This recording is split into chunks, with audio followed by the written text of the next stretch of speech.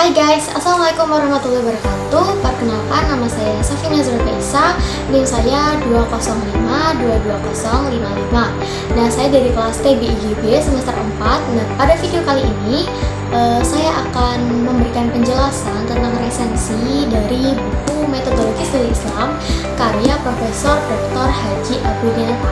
Mungkin sebelumnya saya akan membacakan dulu untuk identitas dari buku Metodologi Studi Islam ini. Nah, judul buku Metodologi Studi Islam, pengarangnya ialah Profesor Dr. Haji Abudinata, MA. Penerbitnya adalah Raja Wali Pers. Cetakannya dia adalah cetakan ke-17 pada bulan Juni 2014. Untuk tebal halamannya dia adalah 481. Nah, dia cukup tebal ya teman-teman ya. Oke, jadi menurut saya buku Metodologi Studi Islam karya Profesor Dr. Haji Abudinata ini bisa dibilang adalah karya yang sangat penting atau cukup penting dalam mempelajari ajaran Islam gitu. Nah, mungkin buku ini tuh membahas tentang metodologi atau cara-cara yang digunakan dalam mempelajari agama Islam.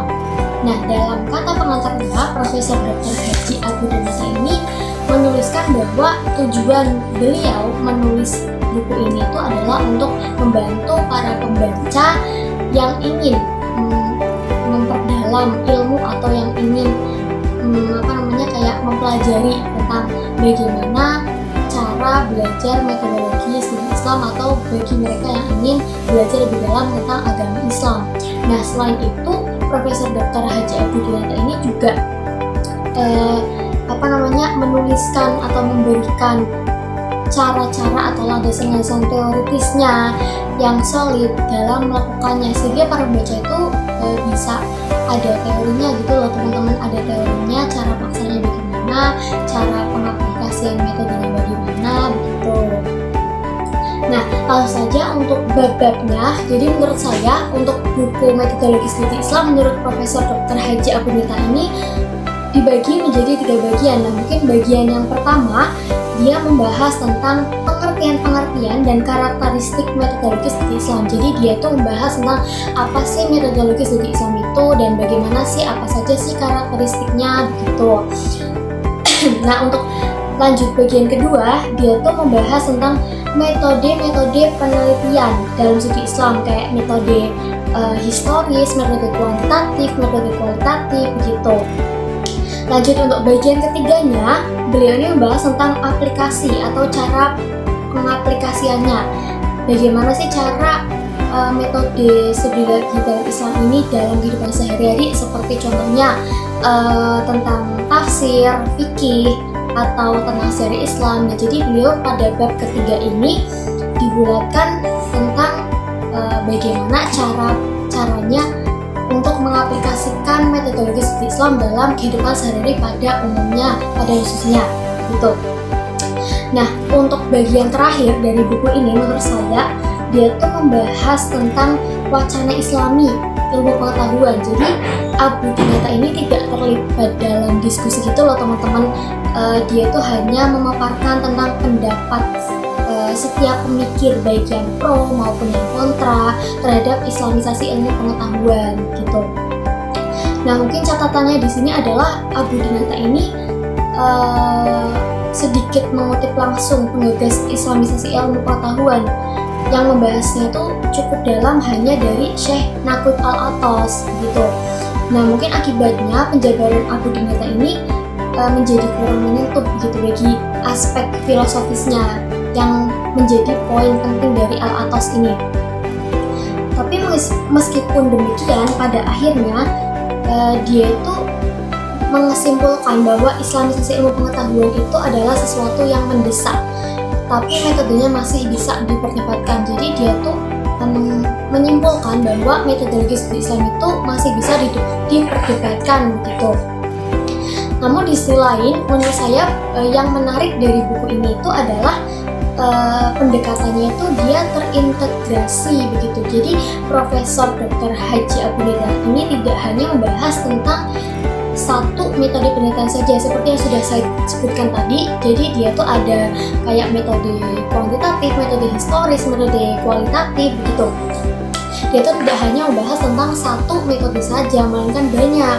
Nah, dengan pembahasan metode yang banyak itu, dia itu bisa memungkinkan para pembaca yang bisa memilih gitu loh, para pembaca itu jadi yang kayak yang kayak cocok metodenya untuk saya itu begini. Jadi Profesor Dr. Haji Abu Nidar yang menyediakan banyak metodologi penelitian itu bisa memberikan insight bagi para pembaca, sehingga para pembaca itu bisa memilih atau menentukan metode penelitian yang paling sesuai dengan pertanyaan-pertanyaan mereka yang ingin mereka jawab begitu teman-teman.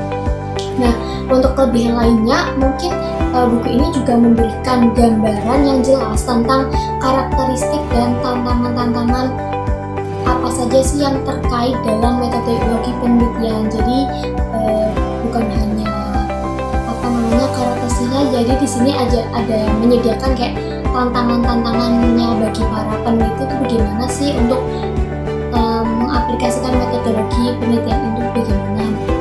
Misalnya pada bab tentang metode historis, Profesor Abu Nidar ini membahas tentang pentingnya kritisisme sejarah dalam mempelajari sumber-sumber sejarah Islam.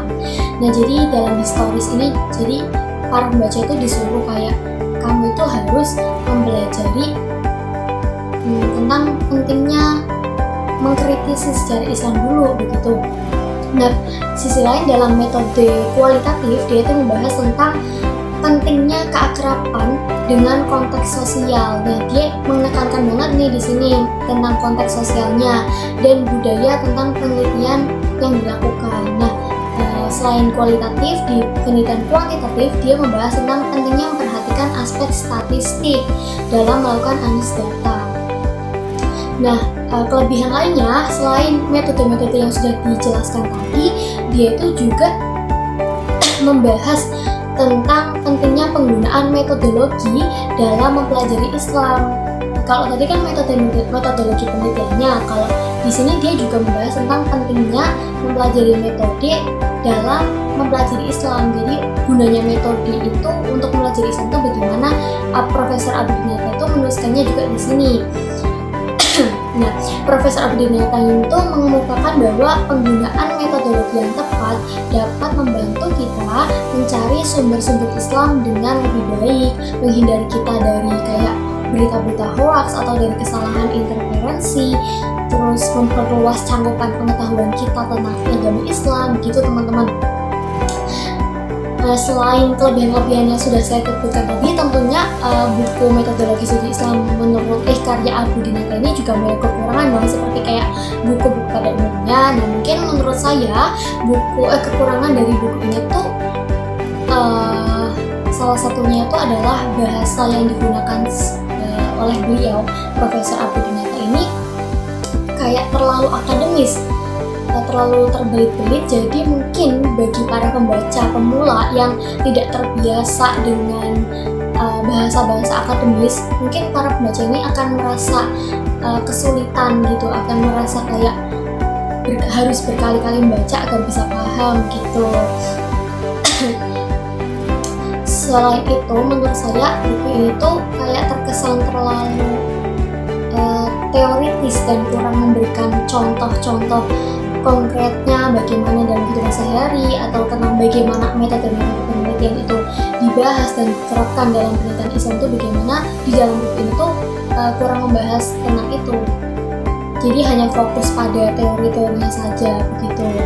Tapi yang saya simpulkan mungkin buku metodologi studi Islam menurut Profesor Abu Nidar ini adalah buku yang sangat bermanfaat sih bagi para pembaca yang terutama ya yang ingin mempelajari lebih dalam tentang bagaimana sih agama Islam itu dengan pendekatan-pendekatan ilmiah yang tepat. Nah, buku ini tuh ditulis juga secara sistematis sehingga Kadang ya bagi orang yang sudah terbiasa dengan bahasa akademis akan mudah memahami buku ini tentunya.